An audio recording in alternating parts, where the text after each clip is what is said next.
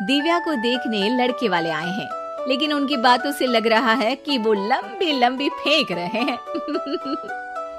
हमारे यहाँ 5 कार हैं, 7 बाइक्स हैं, फिर भी हम बस से आए हैं। वो क्या है ना कि हमें दिखावे का बिल्कुल शौक नहीं है। बड़ा नेक ख्याल है बेटा।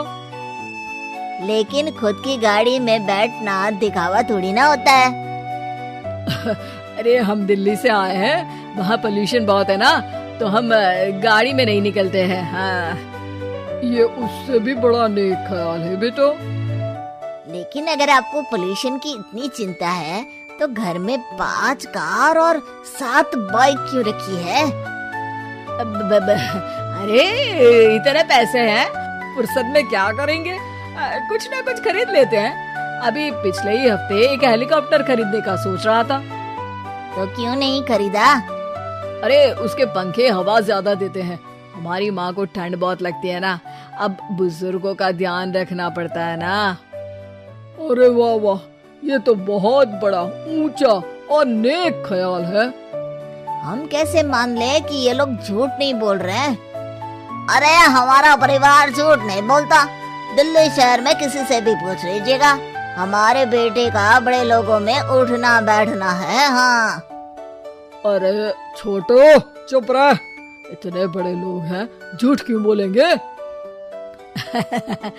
हमारी फैक्ट्री है, और ऐसी फैक्ट्री कि यहाँ ग्राहक आया, इधर सामान बनाया जल्दी जल्दी, और हम हर काम ना जल्दी करते हैं। हाँ वही तो, तब जल्दी जल्दी अपनी बेटी का हाथ हमारे बेटे के हाथ में दे दीजिए।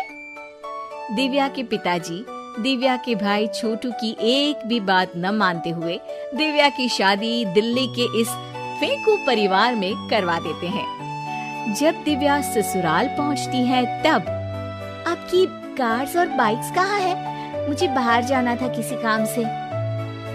कार और बाइक्स? कौन सी कार और बाइक्स?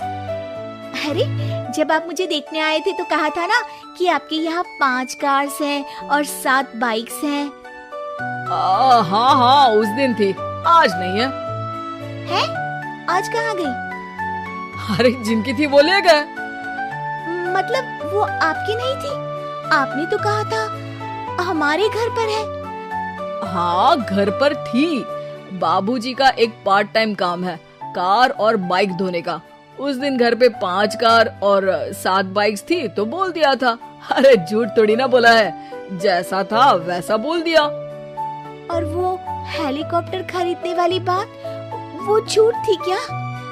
अरे बिल्कुल नहीं, शहर में एक नई कंपनी आई है पंखे की, जिसके पंखे बड़े हैं। कंपनी का नाम हेलीकॉप्टर रखा है। जब लेने गए तो हवा बहुत तेज फेंक रहा था, तो माँ ने बोला ठंडी लगेगी बेटा। वैसे भी दिल्ली में ठंड ज्यादा होती है ना। झूठ कहाँ बोला मैंने, जैसा था वैसा बोल दिया। हे भगवान, और वो फैक्ट्री वाली बात, इधर ग्राहक आया उधर सामान तैयार। अरे वो भी तो बिल्कुल सही है। मेरा ना पानी पूरी का ठेला है, इधर ग्राहक आता है उधर पानी पूरी बना देता हूँ। अरे झूठ कहाँ बोला, जैसा था वैसा बोल दिया। हे राम, मेरे तो कर्म फूट गए। आपने तो कहा था कि आप लोगों का बड़े लोगों में उठना बैठना है। अरे है तो, पहले मैं बहुत बड़े लोगों के यहाँ नौकर था। जब भी कोई गलती करता तो वो मुझसे उठक बैठक लगवा देते।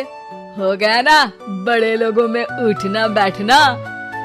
दिव्या अपने साथ हुए धोखे पर रोने लगती है और ठान लेती है कि वो ससुराल वालों को लाइन पर लाकर ही रहेगी और उनकी ये झूठ बोलने वाली आदत छुड़वा कर रहेगी। आप लोग खाने में क्या लेंगे? करेला खा लूंगा। अरे मुझे तो टिंडे खाने हैं।